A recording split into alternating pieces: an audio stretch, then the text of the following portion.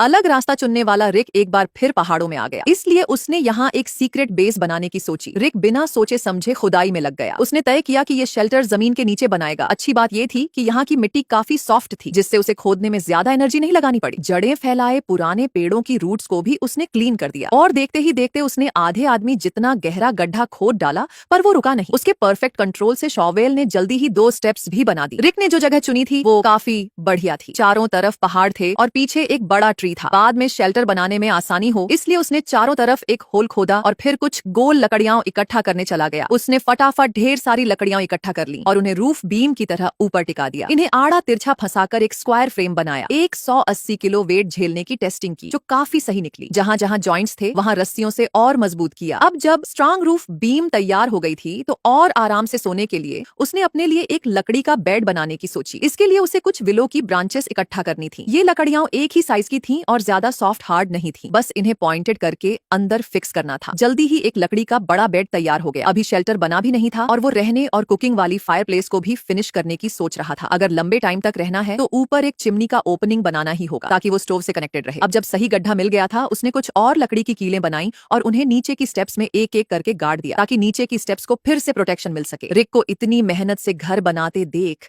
शायद किराए का घर ही ले लेना चाहिए। ग्रेजुएशन के बाद किराए पर घर चाहिए तो 58 टोंग पर डायरेक्ट लैंडलॉर्ड से किराए पर ले सकते हैं, कोई एजेंट नहीं। उसने हर स्टेप को रॉक से ढका, फिर पास से कुछ छोटी लकड़ियां ली। ये सब वुडन बोर्ड्स के लिए बढ़िया मटेरियल थी। बस उन्हें एक ही साइज का बनाना था और फिर उन्हें रफ ग्राउंड पर एक एक करके बिछाना था। क्लीनलीनेस पसंद करने वाला रिक सीढ़ियों को भी बहुत स्मूथ करके बिछाया था और जहां भी गैप था वहां काई मॉस से भर दिया था। इससे बारिश में मिट्टी बहने का रिस्क भी कम हो गया और पूरी जगह का ओवरऑल लुक भी बढ़िया हो गया। बात यहीं खत्म नहीं हुई। अंदर के इंटीरियर के लिए भी रिक के अपने आइडियाज थे। उसने पिकाक्स से ग्रूव्स खोदे, फिर बचे हुए लकड़ी के पीसेस उनमें फिक्स कर दिए। ये नीचे के स्टोव से मैच कर रहे थे और एक आर्टिस्टिक ह्यूमन फेस का शेप ले रहे थे। रिक ने इसी तरीके से दूसरी तरफ भी सेम टू सेम वैसा ही बनाया, बस नीचे एक छोटी डाइनिंग टेबल जोड़ दी। इससे स्पेस भी बची और रोज खाना खाने में भी काफी इजी हो गया। अब बाहरी स्ट्रक्चर तो तैयार था, बस फिनिशिंग टच का इंतजार था। नए घर में जल्दी रहने के लिए उसने ऐसा फ्लैट रूफ डिजाइन चुना। इस तरह की रूफ बनाने में कम मटेरियल लगता है और ये बनाने में भी काफी सिंपल होती है। बस लकड़ियों को एक एक करके बराबर बराबर रखना था और अली ने ये सिर्फ आधे घंटे में कर दिया। लेकिन सीलिंग की प्रॉब्लम को देखते हुए वो कुछ सॉफ्ट बर्च की बार्क ढूंढ कर लाया और उसे शेल्टर के ऊपर फैला दिया। हालांकि ये थोड़ी रफ दिख रही थी पर इसका इफेक्ट काफी प्रैक्टिकल था। बारिश के पानी को अंदर आने से रोकने के लिए उसने येलो क्ले से उसे वापस भरकर मजबूत किया, जिससे ये नेचर में मिक्स हो गया। इसे और ज्यादा हिडन दिखाने के लिए ये सूखी पत्तियां सबसे बढ़िया कैमोफ्लाज मटेरियल थी। रिक ने बिना हिचकिचाए पूरी जमीन को इनसे कवर कर दिया। अब पक्का मानो आते जाते कोई इसे देख नहीं पाएगा। जैसे जैसे शाम गहराती गई रिक ने गर्म कैंडल जलाई